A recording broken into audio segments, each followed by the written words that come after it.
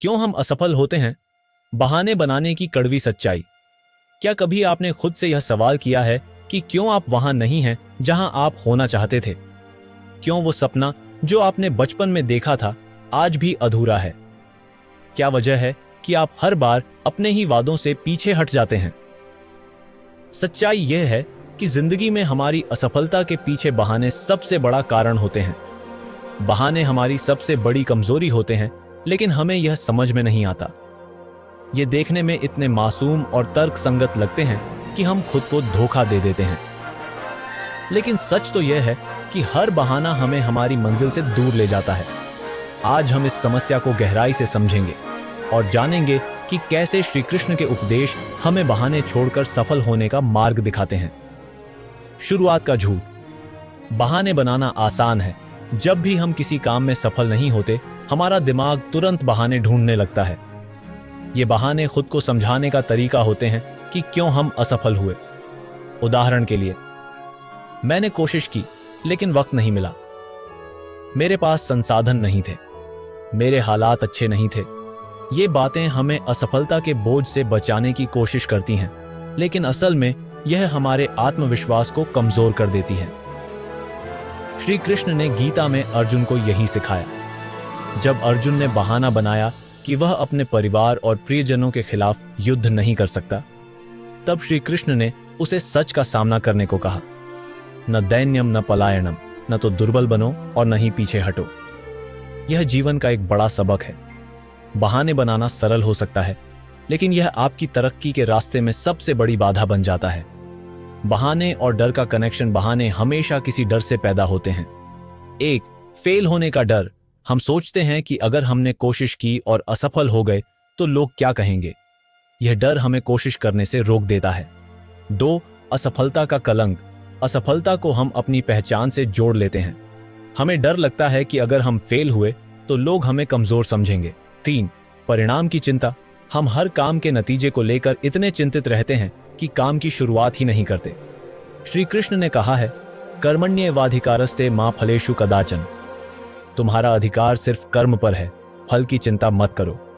यह संदेश हमें यह समझने में मदद करता है कि डर और बहानों को खत्म करने का सबसे बड़ा उपाय है अपने कर्तव्य पर ध्यान देना और परिणाम को भगवान पर छोड़ देना।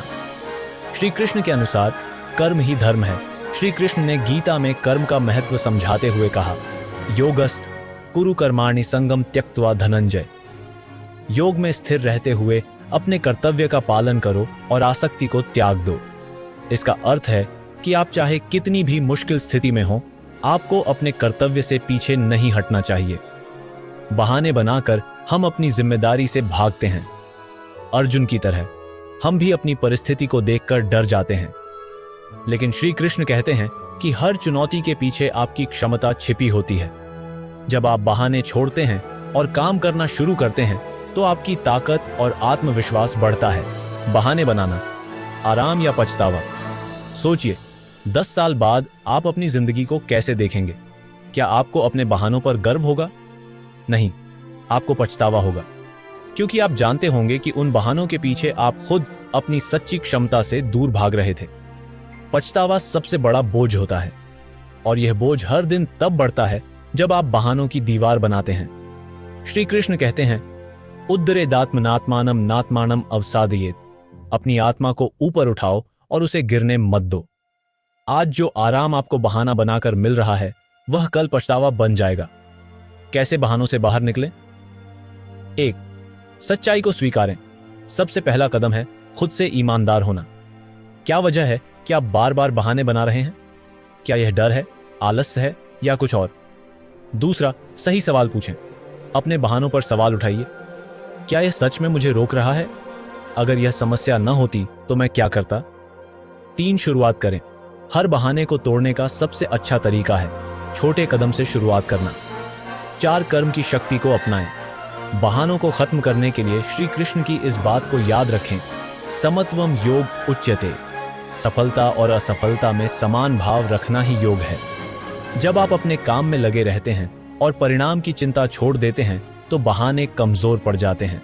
कर्म और प्रेरणा का संबंध। श्री कृष्ण ने एक और गहरी बात कही, तस्मादसक्त सततम कार्यं कर्म समाचर। इसलिए आसक्ति के बिना लगातार अपने कर्तव्य का पालन करो। कर्म से प्रेरणा मिलती है। जब आप अपने काम को पूरा करते हैं तो आपको अपने अंदर एक नई ऊर्जा महसूस होती है। बहाने बनाने से यह प्रेरणा गायब हो जाती है। जीवन एक रणभूमि है। श्री कृष्ण ने गीता में कहा है कि जीवन एक युद्ध है। यह युद्ध सिर्फ बाहरी नहीं बल्कि अंदरूनी भी है। यह युद्ध है आपके डर, आलस और बहानों के खिलाफ। आज से इस युद्ध को जीतने का फैसला कीजिए। अपने बहानों की पहचान कीजिए, अपने डर का सामना कीजिए, अपने काम में पूरी तरह से डूब जाइए। याद रखिए, श्री कृष्ण ने कहा है, न ही कश्चित क्षणमपि जातु तिष्ठत्य कर्मकृत। कोई भी व्यक्ति एक क्षण भी बिना कर्म किए नहीं रह सकता। आप चाहे बहाने बनाएं या मेहनत करें, वक्त गुजरता रहेगा। लेकिन जो लोग मेहनत करते हैं वही लोग इतिहास रचते हैं। आपका फैसला, बहाने या कर्म? आज का दिन आपके जीवन में बदलाव लाने का मौका है। क्या आप अपने बहानों को छोड़कर कर्म का रास्ता अपनाएंगे या आप वही पुराने बहाने दोहराएंगे? याद रखें, आपकी सफलता आपके हाथों में है। जितनी जल्दी आप बहाने बनाना बंद करेंगे, उतनी जल्दी आप अपनी मंजिल की तरफ बढ़ेंगे। आज ही शुरुआत कीजिए, कर्म कीजिए और फल की चिंता भगवान पर छोड़ दीजिए।